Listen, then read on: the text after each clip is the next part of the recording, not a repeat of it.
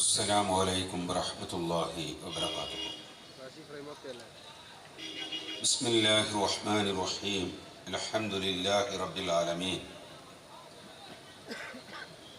اللهم صل على محمد وعلى آل محمد. أعوذ بالله السميع العليم من الشيطان الرجيم. بسم الله الرحمن الرحيم. يا أيها الذين آمنوا اتقوا الله وكونوا مع الصادقين. صدق الله العلي العظيم. വേദിയിലുള്ള ആദരണീയനായ അധ്യക്ഷൻ SIO കേരള ഘടകത്തിൻ്റെ പ്രസിഡന്റ് മുഹമ്മദ് സയ്യിദ് സാഹിബ്, സോളിഡാരിറ്റി സംസ്ഥാന സെക്രട്ടറി തൗഫീഖ് മമ്പാട്, ജമാഅത്തെ ഇസ്ലാമി മലപ്പുറം ജില്ലാ പ്രസിഡന്റ് നഹാസ് മാള, SIOവിൻ്റെ ഉത്തരവാദപ്പെട്ട സാരഥികൾ, പ്രിയമുള്ള സഹോദരി സഹോദരങ്ങളെ, കരുണാവാരിധിയായ പടച്ചതമ്പുരാൻ നമ്മെ അനുഗ്രഹിക്കുമാറാകട്ടെ. നിറഞ്ഞ സന്തോഷത്തോടു കൂടിയാണ് ഞാൻ നിങ്ങളെ അഭിമുഖീകരിക്കുന്നത്. ഇസ്ലാമിക പ്രസ്ഥാനത്തിൻ്റെ യുവത, അതിൻ്റെ വിദ്യാർത്ഥി വിഭാഗം SIO വളരെ ശ്രദ്ധേയമായ ഒരു ക്യാപ്ഷൻ, സ്വന്തം ജീവിതത്തിലേക്ക് വിരൽ ചൂണ്ടിക്കൊണ്ട് സമൂഹത്തിൽ തങ്ങൾക്ക് നിർവഹിക്കാനുള്ള ദൗത്യത്തെ തിരിച്ചറിഞ്ഞുകൊണ്ട് ആ മാർഗത്തിൽ പുനരർപ്പണം ചെയ്യുന്ന ഒരു മഹത്തായ സന്ദേശവുമായി 2 മാസക്കാലം വിവിധ തരം പരിപാടികൾക്ക് ശേഷം ഇന്ന് രാവിലെ മുതൽ ആരംഭിച്ച അതിൻ്റെ കേഡർ സമ്മേളനത്തിൻ്റെ കൂടി സമാപനമാണ് ഈ ഒത്തുചേരൽ. കാരുണ്യക്കടലായ നാഥൻ ഇതൊരു മഹത്തായ സൽക്കർമ്മമായി സ്വീകരിക്കുമാറാകട്ടെ. എന്തെല്ലാം മഹത്തായ ഉദ്ദേശ ലക്ഷ്യങ്ങളോടുകൂടിയാണോ ഈ പരിപാടികൾ സംഘടിപ്പിക്കപ്പെട്ടിട്ടുള്ളത്, ആ ലക്ഷ്യങ്ങൾ നേടിയെടുക്കാൻ റബ്ബ് നമ്മെ അനുഗ്രഹിക്കുമാറാകട്ടെ. വേരുറച്ച വിശ്വാസം, നേരുറച്ച വിദ്യാർത്ഥിത്വം, ആദർശത്തിൻ്റെ അടിത്തറകളിൽ നിന്നുകൊണ്ട് വിശുദ്ധ ഖുർആൻ ആ ആദർശവാക്യത്തെ വിശദീകരിച്ചത്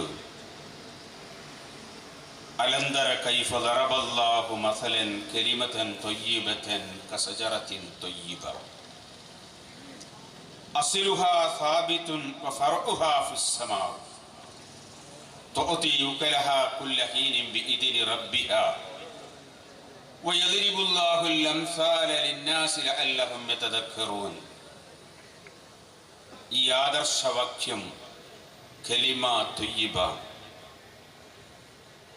അത് ഏറ്റവും ഉത്കൃഷ്ടമായ ഒരു വൃക്ഷം പോലെയാണ്. അതിൻ്റെ വേരുകൾ ഭൂമിയിലേക്ക് അണ്ടിറങ്ങിയിരിക്കുന്നു. ഭൂമിയിലേക്ക് വേരുകൾ അണ്ടിറങ്ങിയ ഒരു കുറ്റി മാത്രമല്ല, അതിൻ്റെ ശാഖകൾ ആകാശത്ത് പന്തലിച്ചു നിൽക്കുന്നു. വെറും പന്തലിച്ചു നിൽക്കുന്ന ഒരു വൃക്ഷം മാത്രമല്ല,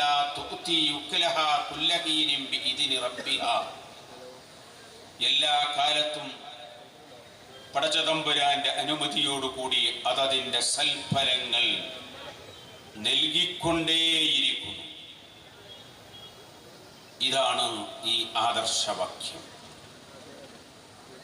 അത് കൊടുങ്കാറ്റുകൾക്ക് അതിനെ തളർത്താനാവില്ല, പ്രളയങ്ങൾക്ക് അതിനെ പുഴക്കാൻ കഴിയില്ല. അത്രമാത്രം അത് വേരുറച്ചതാണ്. വേരുറക്കുക മാത്രമല്ല, പാതയിലുള്ള ജീവിതത്തിന്റെ സമർപ്പണമാണ്. യാ അയ്യുഹല്ലദീന ആമനു തഖുല്ലാഹ വകൂനു മഅസ്സാദിഖീൻ. സത്യവാന്മാരോടൊപ്പം നേരിന് വേണ്ടി, സത്യത്തിന് വേണ്ടി ജീവിതത്തെ സമർപ്പിക്കുക. ആ ഒരു പുനർസമർപ്പണത്തിന്റെ ഈ സമാപനത്തിൽ നിങ്ങളോടൊപ്പം ഒത്തുചേരാൻ കഴിഞ്ഞത് SIOവിന്റെ ഒരു മുൻ ജില്ലാ പ്രസിഡന്റ് എന്ന നിലയിൽ ഞാൻ അഭിമാനത്തോടുകൂടി സന്തോഷിക്കുകയാണ്. എൻ്റെ പ്രിയപ്പെട്ട രക്ഷിതാക്കളോട് ഈ കാലഘട്ടത്തിൽ നമ്മുടെ മക്കളെ ഈ പ്രസ്ഥാനവുമായിട്ട് നിങ്ങൾ ബന്ധിപ്പിക്കണം. പലതരത്തിലുള്ള തെറ്റായ വഴികൾ, ലിബറലിസത്തിൻ്റെയും താതോന്നിത്വത്തിൻ്റെയും തോന്നിവാസത്തിൻ്റെയും അഴിഞ്ഞാടലിൻ്റെയും വഴികളിൽ നിന്ന് ആദർശത്തിന്റെ അടിത്തറയിൽ ഹുദൂദുള്ള പടച്ചതമ്പുരാൻ നിശ്ചയിച്ച പരിധികൾ പാലിച്ചുകൊണ്ട് അംറും ബിൽ മഅറൂഫ് നഹിയും അനിൽ മുങ്കർ അൽ ജിഹാദ് ഫി സബീലില്ലാഹ്, നന്മ കൽപ്പിക്കുകയും തിന്മ വിരോധിക്കുകയും ചെയ്യുന്ന പടച്ചതമ്പുരാന്റെ ദീനിനു വേണ്ടി ജീവിതത്തെ സമർപ്പിക്കുന്ന, ആ മാർഗത്തിൽ സമരം ചെയ്യുന്ന മക്കളെയാണ് നിങ്ങൾക്ക് വേണ്ടതെങ്കിൽ ഈ സംഘവുമായിട്ട് നിങ്ങൾ നിങ്ങളുടെ മക്കളെ ബന്ധിപ്പിക്കണം എന്ന് ഞാൻ ഓർമ്മപ്പെടുത്തുകയാണ്. സൽക്കർമ്മങ്ങൾ കൊണ്ട് ജീവിതത്തെ നിറക്കുക. അല്ലാഹുവിന്റെ പ്രീതി, അല്ലാഹുവിന്റെ പൊരുത്തം, ശാശ്വതമായ പരലോക ജീവിതത്തിൽ ജന്നാത്തുൽ ഫിർദൗസ്. അതുമാത്രമല്ല, ഈ അഖീദ അത് മാനവ സമൂഹത്തിന് നന്മ നൽകുന്ന ഒന്നാണ്. ആ ഫലം കായ്ക്കുന്ന വൃക്ഷത്തിന്റെ താഴെ കൂടി നടന്നു പോകുന്ന ഏതൊരാൾക്കും അത് തണൽ നൽകുന്നത് പോലെ അതിനെ ഉരുളൻ കല്ലെടുത്ത് എറിയുന്നവർക്ക് പോലും മധുരമുള്ള പഴം കൊണ്ട്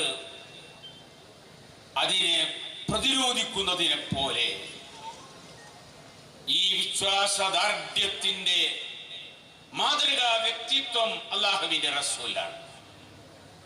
ആ അല്ലാഹുവിന്റെ റസൂൽ റഹ്മത്തുൽ ലിൽ ആലമീൻ, ലോകർക്ക് കാരുണ്യമാണ്. ജാതി മതഭേദമന്യേ മുഴുവൻ മനുഷ്യർക്കും ഈ അഖീദ അംഗീകരിക്കുന്നതോടുകൂടി പ്രപഞ്ചനാഥന്റെ മുന്നിൽ ജീവിതം സമർപ്പിക്കുന്നതോടുകൂടി മാനവരാശിയെ മുഴുവനും ഒന്നായി കാണാൻ, ഒരു സൃഷ്ടികർത്താവിന്റെ സൃഷ്ടികൾ, ഒരേ മാതാപിതാക്കളുടെ മക്കൾ, ഏകോദര സഹോദരങ്ങൾ, മനുഷ്യ സമൂഹത്തിന് നന്മ ചെയ്യുക, ആ ഒരു പാതയിൽ ജീവിതത്തെ സമർപ്പിക്കാൻ, ആദർശത്തിന്റെ പാതയിൽ ഇത് നമ്മെ ധീരരാക്കും, നമ്മെ കരുത്തുറ്റവരാക്കും. പരിമിതമായ ഐഹിക ജീവിതത്തിനപ്പുറത്ത് ശാശ്വതമായ പരലോക ജീവിതത്തെ, ജന്നാത്തുൽ ഫിർദൗസിനെ സ്വപ്നം കണ്ടുകൊണ്ട് ജീവിതത്തെ മുന്നോട്ട് നയിക്കാൻ കരുത്തു നൽകും. അതാണിന്ന് നിങ്ങൾ ഇവിടെ ചേർത്തു വെച്ച ഫലസ്തീൻ, നമ്മുടെ പ്രിയപ്പെട്ട സഹോദരി സഹോദരങ്ങൾ, കുഞ്ഞുമക്കൾ, അവരത്ഭുതങ്ങൾ സൃഷ്ടിച്ചു കൊണ്ടിരിക്കുന്നത്. നിസ്സംശയം നിങ്ങൾക്ക് പറയാം, എല്ലാം തിരുത്തിക്കൊണ്ട് ലോകാത്ഭുതങ്ങളിൽ ഒന്നാം സ്ഥാനത്ത് ഇന്ന് ഏതാണ്? അത് ഫലസ്തീനാണ്, അത് ഹമാസാണ്, അവിടുത്തെ നമ്മുടെ സഹോദരി സഹോദരങ്ങളാണ്. ലോകം സ്തംഭിച്ചു നിൽക്കുകയാണ് അവരുടെ മുന്നിൽ.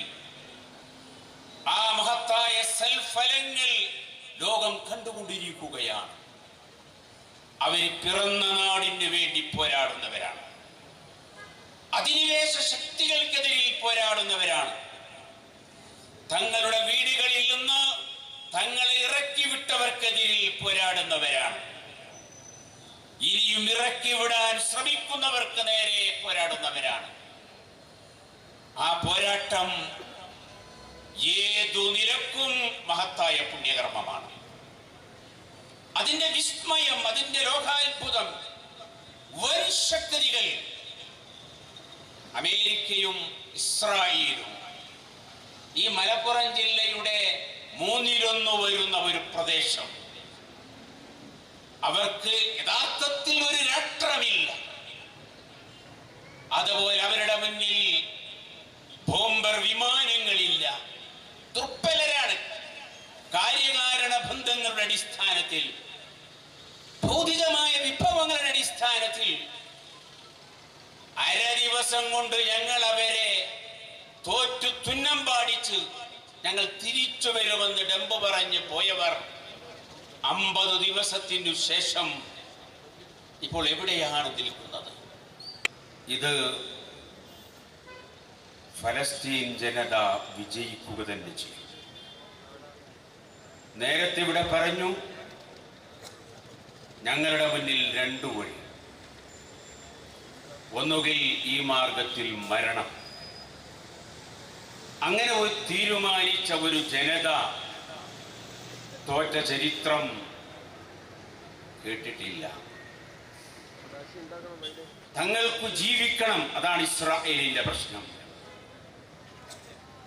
നിങ്ങൾ വായിക്കുന്നുണ്ടാകും, 10,000 ഇപ്പോൾ ഇസ്രായേലിൽ നിന്ന് തങ്ങളുടെ പൗരത്വം മതി എന്ന് വെച്ച് നാടുവിടുകയാണ്. നിങ്ങൾക്ക് വേണ്ടി ഏറ്റവും സുരക്ഷിതമായ ഇടം ഞങ്ങൾ ഒരുക്കുന്നു എന്ന് പറഞ്ഞ് ക്ഷണിച്ചു വരുത്തിയ ആതിഥേയർ, അവരുടെ മുഖത്ത് നോക്കി അതിഥികൾ, നിങ്ങൾക്കതിന് കഴിഞ്ഞിട്ടില്ല, ഞങ്ങൾ പോകുകയാണ്. സഹാബികളുടെ ചരിത്രം പുനർജനിക്കുകയാണ് ഇവിടെ. വിശ്വാസത്തിന്റെ കരുത്താണ് അവിടെ നമുക്ക് കാണാൻ കഴിയുന്നത്. ഞാൻ അതിന്റെ വിശദാംശങ്ങളിൽ ഇനി കൂടുതൽ മുന്നോട്ട് പോകുന്നില്ല. പറയാനുള്ളത്, പ്രതിസന്ധികൾ അഭിമുഖീകരിക്കാൻ നമ്മുടെയും പാതേയം അതാണ്. കരുത്തുറ്റ ഈമാനിന്റെ വക്താക്കളായി മാറുക. ആശ്വാസം മാനവരാശിക്ക് നന്മ നൽകുന്നതായി തീരുക. നിങ്ങളിപ്പോൾ കണ്ടുകൊണ്ടിരിക്കുന്നുണ്ട്, മീഡിയ ലോകത്തിന്റെ മുന്നിൽ നിന്നത് മറക്കാൻ ശ്രമിച്ചു കൊണ്ടിരിക്കുകയാണ്. ഹമാസിന്റെ അവരെ പിടിച്ച ബന്ദികളെ അവരുടെ ഉത്തരവാദപ്പെട്ട ആളുകൾ ഏൽപ്പിച്ചു കൊടുക്കുന്ന രംഗം അത് കണ്ടാല് കരിപ്പൂർ എയർപോർട്ടിൽ നമ്മൾ ചെന്നിട്ട് ഹജ്ജിന് യാത്ര അയക്കണ മാതിരിയാണ്. അത്രയും സ്നേഹത്തിലും ആവേശത്തിലും പരസ്പര സ്നേഹം പ്രകടിപ്പിച്ചു. ഇത് ഈ ഈമാനിന്റെ മൂല്യമാണ്.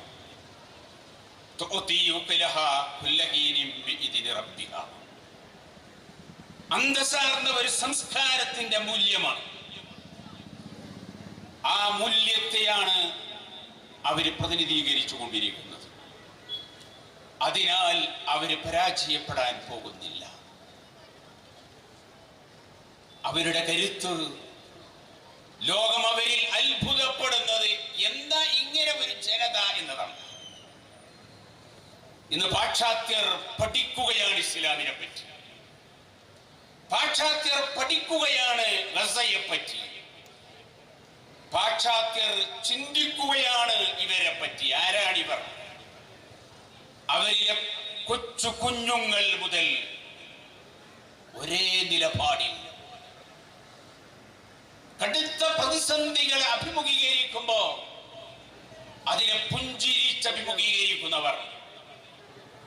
പണ്ട് ഇസ്ലാമിക സൈന്യത്തിന്റെ chief commander Khalid bin Waleed റളിയല്ലാഹു അൻഹു തന്നോട് നേരിടാൻ വരുന്ന ശത്രു സൈന്യത്തിന്റെ ചീഫ് കമാൻഡറോട് പറഞ്ഞു, ഞങ്ങൾക്ക് യുദ്ധത്തിൽ താല്പര്യമില്ല, പക്ഷേ നിങ്ങൾ അതിനാണ് പോകുന്നതെങ്കിൽ ഒരു കാര്യം ഞാൻ പറഞ്ഞേക്കാം, ഇന്നി റമൈതുകും ബിഖൗമിൻ തുഹിബ്ബൂനൽ മൗത കമാ തുഹിബ്ബൂനൽ ഹയാത്ത്. നിങ്ങൾക്ക് ഒരു ജനതയെ കണ്ടുമുട്ടേണ്ടി വരും.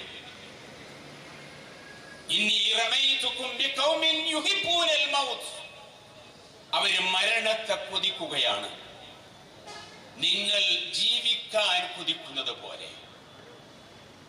വർത്തമാനകാലത്ത് അതാണ് ഞാൻ പറഞ്ഞത്, സഹാബത്തിന്റെ പുനർജനനമാണ്. നമ്മുടെ രാജ്യത്തും നമ്മുടെ സമൂഹത്തിലും ഒരുപാട് ദൗത്യങ്ങൾ നിർവഹിക്കാനുള്ള ഒരു സംഘമാണ്. ഇവിടെ സൂചിപ്പിക്കപ്പെട്ടു,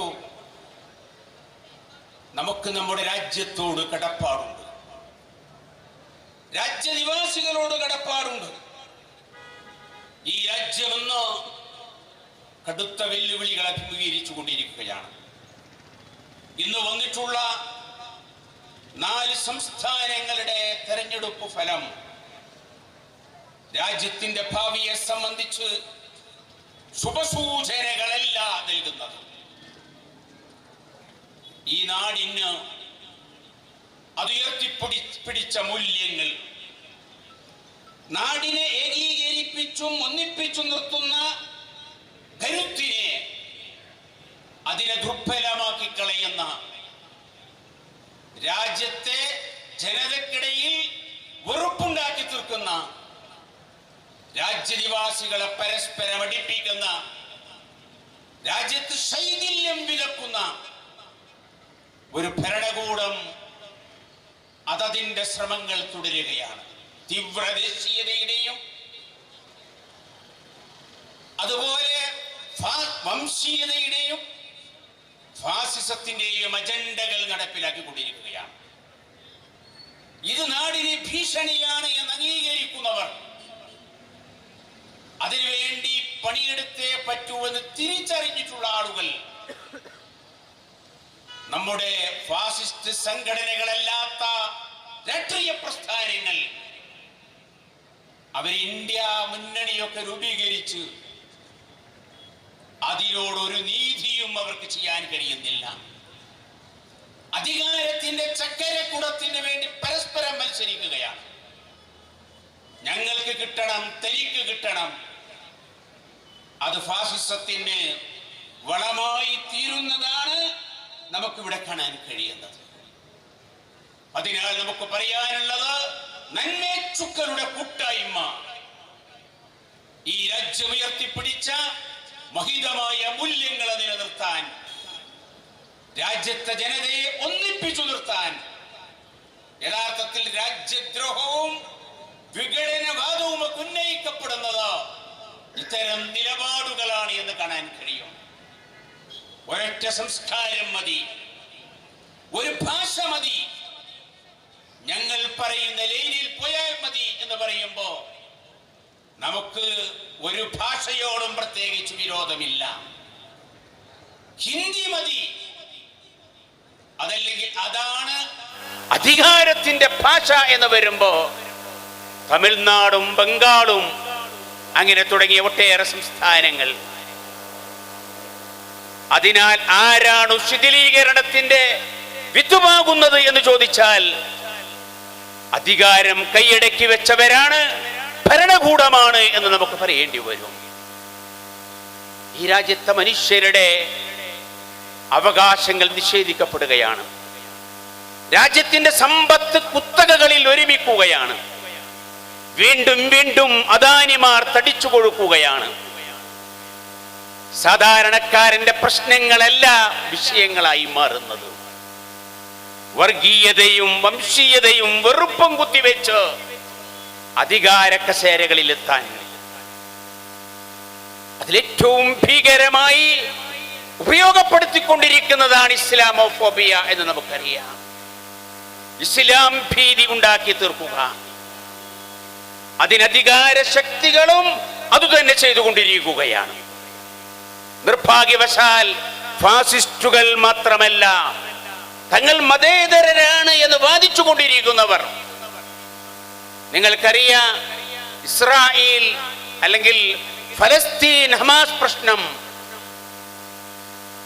ഇസ്രായേൽ ഫലസ്തീൻ പ്രശ്നം, ഏറ്റവും ഒടുവിൽ പൊട്ടിപ്പുറപ്പെട്ട് വന്നപ്പോ ഇവിടുത്തെ മുഖ്യധാര മീഡിയ ഹമാസിന്റെ ഭീകരാക്രമണമായിട്ടാണ് ഇതിനെ ചിത്രീകരിച്ചത്. അത് ഹമാസ് അരുതാത്തത് ചെയ്തു എന്നതായിരുന്നു. ഇന്നതിന്റെ ചിത്രം മാറിക്കഴിഞ്ഞിട്ടുണ്ട്. യഥാർത്ഥത്തിൽ നിരന്തരമായി പീഡിപ്പിക്കപ്പെടുന്നവർ, നാട്ടിൽ നിന്ന് പുറത്താക്കപ്പെട്ടവർ, ഇനിയും താമസിക്കുന്ന വീടുകളിൽ നിന്ന് പുറത്താക്കാൻ വേണ്ടി ഇവർ ശ്രമിച്ചുകൊണ്ടിരിക്കുമ്പോ അതിനെതിരായിട്ടുള്ള മുന്നേറ്റമാണ് ഫലസ്തീനിൽ നടന്നിട്ടുള്ളത്. അത് കേരളത്തിൽ അതിന്റെ ആദ്യഘട്ടത്തിൽ നമ്മൾ കണ്ടതാണ്. അതിനെ തിരിച്ചുവിടുന്നതിൽ, ശരിയായ അർത്ഥത്തിൽ അതിനെ ഫിറ്റ് ചെയ്യുന്നതിൽ നമ്മുടെയൊക്കെ കൂട്ടായ പരിശ്രമങ്ങൾ വലിയ രീതിയിൽ വിജയിച്ചിട്ടുണ്ട്. പോരാ, കേരളം ഭരിക്കുന്ന സെക്കുലർ ഭരണകൂടം കളമശ്ശേരിയിലെ നമുക്കറിയാം, കളമശ്ശേരിയിൽ ആ പ്രശ്നമുണ്ടായപ്പോ അവിടെ ചർച്ചില് സ്ഫോടനമുണ്ടായപ്പോ ഉടനെ ചെയ്ത പണി എന്താണ്? ഉടനെ ചെയ്ത പണി പാനായിക്കുളം സിമിയുമായി ബന്ധപ്പെട്ട കേസ്, ആ കേസ് കെട്ടിച്ചമച്ചതാണ് എന്ന് ഹൈക്കോടതി പറഞ്ഞു. ഹൈക്കോടതിയിൽ വീണ്ടും NIA സുപ്രീം കോടതിയിൽ അപ്പീലിന് പോയി. സുപ്രീം കോടതിയും പറഞ്ഞു ആ കേസ് ഇല്ലാത്തതാണ്. എന്നിട്ട് അതിൽപ്പെട്ട ഒരാളെ അറസ്റ്റ് ചെയ്തു നിർത്തുക, ഇതിൽ സംശയിക്കുക. എന്തേ നിങ്ങൾ ഇവിടെ ബോംബ് നിർമ്മിക്കുന്നതിനിടയിൽ ബോംബ് സ്ഫോടനമുണ്ടായിട്ട് അങ്ങനെയുള്ള ആളുകളെ നിങ്ങൾ എന്തുകൊണ്ട് അറസ്റ്റ് ചെയ്തില്ല? രാഷ്ട്രീയ പ്രതിയോഗികളെ ശരിയാക്കാൻ വേണ്ടി തങ്ങളിൽ നിന്ന് വിട്ടുപോയവരെ 48 വെട്ടുവെട്ടിയിട്ട് അവർ വന്ന ഇന്നോവ കാറിൽ മാഷാ അല്ലാ എഴുതി വെച്ചവരെ എന്തേ നിങ്ങൾ അറസ്റ്റ് ചെയ്ത് നിർത്താതിരുന്നത്? കാരണം അവരാരും മുസ്ലിങ്ങളല്ല. ഇത് പറയേണ്ടി വരികയാണ്. ഇത് പറഞ്ഞ മക്തൂബ് മീഡിയ അവർക്കെതിരിൽ ഭരണകൂടം കേസെടുക്കുകയാണ്. വസ്തുത പറഞ്ഞതിന്റെ പേരിൽ ഏറ്റവും ഒടുവിൽ നടന്നുകൊണ്ടിരിക്കുന്ന പ്രശ്നങ്ങളിലും കൊല്ലം ആ കുട്ടിയെ നഷ്ടപ്പെട്ടു പോയ പ്രശ്നത്തിൽ ആ കുട്ടി അതിന്റെ പേരിൽ ഒരു ഷാജഹാന്റെ വീട് കൂര, അയാളുടെ ഷെഡ്, അയാൾക്കെന്തോ മുമ്പ് കുറ്റം ചെയ്തതുണ്ടോ എന്ന് പറഞ്ഞ് തല്ലിത്തകർക്കാൻ വരെ ആള് പോയി. ഷാജഹാനാണെങ്കിൽ അതുമായി ബന്ധപ്പെട്ട കാറിന് മലപ്പുറം ജില്ലയുമായി ബന്ധമുണ്ട് എങ്കിൽ അത് പ്രശ്നവൽക്കരിക്കുക, എന്നിട്ട് ഇസ്ലാമോഫോബിയ സൃഷ്ടിക്കുക. കേരളത്തിലെ സെക്കുലർ ഭരണകൂടം മനസ്സിലാക്കേണ്ടതുണ്ട്. അടുത്ത പാർലമെന്റ് തെരഞ്ഞെടുപ്പിന് അഭിമുഖീകരിക്കുമ്പോ ഫലസ്തീനിനെ കൂടി മുന്നണിയിൽ എടുത്തത് കൊണ്ട് മാത്രം ജയിച്ചു പോവുകയില്ല എന്നും. രാജ്യത്തിന് എന്താ ചെയ്തുകൊണ്ടിരിക്കുന്നത്? ഇപ്പോ മന്ത്രിമാരെന്നല്ല പറയേണ്ടത്, രാജാവും പരിവാരങ്ങളും തെരുവിലാണ്. അവർക്ക് ഇതുവരെ മനസ്സിലായിട്ടില്ല 5-6 കൊല്ലം ഭരിച്ചിട്ട് എന്താണ് ജനങ്ങളുടെ പ്രശ്നം, എന്താ നാട്ടുകാരെ പ്രശ്നം എന്ന് ചോദിച്ചു വരികയാണ്. എന്താണ് ഈ പറയുന്നത്? എന്താണ് നിങ്ങളുടെ പ്രശ്നം അറിയാൻ വേണ്ടിയിട്ട് ചിലതരത്ത് വലിയ കിരീടം ധരിച്ച മഹാരാജാവ് എത്ര കോടികളാണ് അതിന് ചിലവിട്ടുകൊണ്ടിരിക്കുന്നത്. ഞാനിവിടെ ഏതെങ്കിലും ഒരു മുന്നണിയെ പിന്തുണച്ചുകൊണ്ട് സംസാരിക്കുകയല്ല, മറിച്ച് എന്താ പ്രശ്നമെന്നറിയില്ലേ? രാജ്യത്തെ ഉന്നത വിദ്യാഭ്യാസം ആ മേഖല നിങ്ങൾ എന്താക്കി? ഇപ്പോ ഇഷ്ടക്കാർക്ക്, കുടുംബക്കാർക്ക് അതിനെ തീരെ എഴുതി വെച്ചതിന്റെ പേരിൽ സുപ്രീം കോടതിയിൽ നിന്ന് വരെ അതിരൂക്ഷമായ വിമർശനമാണ്. ഭരണ നിർവഹണം പാടെ കുത്തഴിഞ്ഞിരിക്കുകയാണ്. ഇനി വരാൻ പോകുന്നത് എന്താന്ന് ചോദിച്ചുള്ളതാണ് ഞാൻ പറഞ്ഞത്. പാർലമെന്റ് തെരഞ്ഞെടുപ്പ് വരുമ്പോ ഹമാസ് അവരുടെ മുന്നണിയിലെ സഖ്യകക്ഷിയായിരിക്കും. മുമ്പ് സദ്ദാം ഹുസൈനെ ഉപയോഗിച്ച് ലോക്കൽ തെരഞ്ഞെടുപ്പുകളിൽ അവർ വിജയം കൊയ്തതുപോലെ അതുകൊണ്ടായില്ല. സമൂഹത്തിന്റെ പ്രശ്നങ്ങൾ, നാടഭിമുഖീകരിക്കുന്ന പ്രശ്നങ്ങൾ, ആ പ്രശ്നങ്ങളെ പരിഹരിക്കാൻ സാധ്യമായി തീരേണ്ടതുണ്ട്. കളമശ്ശേരി പ്രശ്നത്തിൽ ആ മാർട്ടിൻ വന്ന് വെളിപ്പെടുത്തിയിട്ടില്ലായിരുന്നുവെങ്കിൽ ഞാൻ അദ്ദേഹം വെളിപ്പെടുത്തുന്നത് ശ്രദ്ധിക്കുകയായിരുന്നു. നല്ലൊരു സ്റ്റഡി ക്ലാസ് ആയിരുന്നു. എന്തുകൊണ്ടാണ് ഞാൻ ഇങ്ങനെ ചെയ്യേണ്ടി വന്നത്, അതിനെപ്പറ്റി അദ്ദേഹം വിശദീകരിച്ചു. പിന്നെ അദ്ദേഹം പറയുന്നുണ്ട്, ഞാൻ ഈ ബോംബുണ്ടാക്കിയത് എങ്ങനെയാണ് എന്ന് നിങ്ങൾ എന്നോട് വല്ലാതെ ചോദിക്കരുത്. ഞാൻ അഥവാ ചോദിച്ചാലും അത് ചാനലിലൊന്നും പ്രസിദ്ധീകരിക്കരുത്, കുട്ടികൾ കുരുത്തക്കേട് കാണിക്കാൻ സാധ്യത ഉണ്ട്. എന്താണ് ക്ലാസ്? വേറെ പലരും ബോംബുണ്ടാക്കൽ പഠിച്ചിട്ട് ഇത് ചെയ്യാൻ സാധ്യതയുണ്ട്. നിൽക്കട്ടെ അവിടെ. ഞാൻ പറഞ്ഞു വരുന്നത്, നാടിന്റെ അടിസ്ഥാനപരമായ പ്രശ്നങ്ങളെ നിങ്ങൾ അഭിമുഖീകരിച്ചേ പറ്റൂ.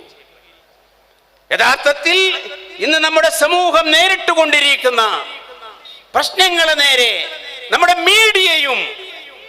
മീഡിയകളും നാം കണ്ടതാണ്. മുതിർന്ന മീഡിയ പ്രവർത്തകർ ഉൾപ്പെടെ കളമശ്ശേരി പ്രശ്നത്തെ അതിനെ മറ്റൊരു ദിശയിൽ തിരിച്ചുവിടാൻ വേണ്ടി ശ്രമിച്ചത്. ഇതൊക്കെ ആപൽക്കരമാണ്.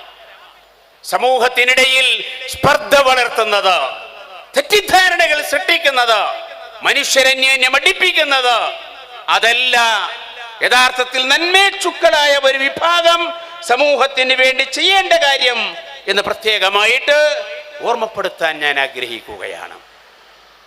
SIO അതതിൻ്റെ 40 കൊല്ലക്കാലത്തെ ചരിത്രത്തിൽ അതിനെ സംബന്ധിച്ച് അതിൻ്റെ അധ്യക്ഷൻ ഇവിടെ സൂചിപ്പിക്കുകയുണ്ടായി. സമൂഹത്തിൽ നന്മയുണ്ടാക്കി തീർക്കാൻ സുദീർഘമായ ഒരു പോരാട്ടത്തിന്റെ ചരിത്രമാണ് SIOവിന്റെ ചരിത്രം. ഒട്ടേറെ മഹത്തായ കർമ്മങ്ങൾ ഈ കാലയളവിൽ SIOവിന് നിർവഹിക്കാൻ കഴിഞ്ഞിട്ടുണ്ടോ? തീർച്ചയായിട്ടും നമ്മുടെ ജനസംഖ്യയിൽ വലിയ ഒരു വിഭാഗം യുവാക്കളാണ്. യഥാർത്ഥത്തിൽ അത് രാഷ്ട്രത്തിന്റെ വലിയ ഒരു ശക്തിയാണ്. നമ്മുടെ സമൂഹത്തിന്റെ അതിനെ കെട്ടിപ്പടുക്കുന്നതിൽ വലിയ ഒരു കരുത്താണ് നമ്മുടെ യുവത എന്ന് പറയുന്നത്. ലോകത്ത് ഏറ്റവും കൂടുതൽ യുവാക്കളുള്ള സമൂഹം ഇന്ത്യൻ സമൂഹമാണ്. ആ യുവാക്കളെ, യുവശക്തിയെ ശരിയായ ദിശയിൽ തിരിച്ചുവിടാനുള്ള കൂട്ടായ സംരംഭങ്ങളാണ് ഉണ്ടായിത്തീരേണ്ടത്. ഫാസിസത്തിന്, അതിന്റെ ദുർഭരണത്തിന്, അതിന്റെ വെറുപ്പിലധിഷ്ഠിതമായിട്ടുള്ള ഭരണത്തിന് അന്ത്യം കുറിക്കാൻ എന്തെല്ലാം അഭിപ്രായ വ്യത്യാസങ്ങളുണ്ടെങ്കിലും ആ അഭിപ്രായ വ്യത്യാസങ്ങളൊക്കെ മാറ്റി നിർത്തിക്കൊണ്ട് ഒരുമിച്ച് പ്രവർത്തിക്കേണ്ടുന്ന ഒരു കാലഘട്ടമാണിത്. ആ അർത്ഥത്തിൽ രാജ്യത്തെ രാഷ്ട്രീയ പ്രസ്ഥാനങ്ങൾ, മതേതര പ്രസ്ഥാനങ്ങൾ, സമൂഹത്തിൽ നന്മയാഗ്രഹിക്കുന്ന സംഘങ്ങൾ മുന്നോട്ട് വരണമെന്ന് കൂടി ആവശ്യപ്പെട്ടുകൊണ്ട് ഈ പൊതുസമ്മേളനം റബ്ബിന്റെ നാമത്തിൽ ബിസ്മില്ലാഹിർ റഹ്മാനിർ റഹീം ഉദ്ഘാടനം ചെയ്തതായി അറിയിച്ചുകൊണ്ട് ഞാൻ എൻ്റെ വാക്കുകൾക്ക് വിരാമമിടുന്നു. വാഹൃദാവാന അൽഹംദുലില്ലാഹി റബ്ബിൽ ആലമീൻ. അസ്സലാമു അലൈക്കും വറഹ്മത്തുള്ളാഹി വബറകാതുഹു.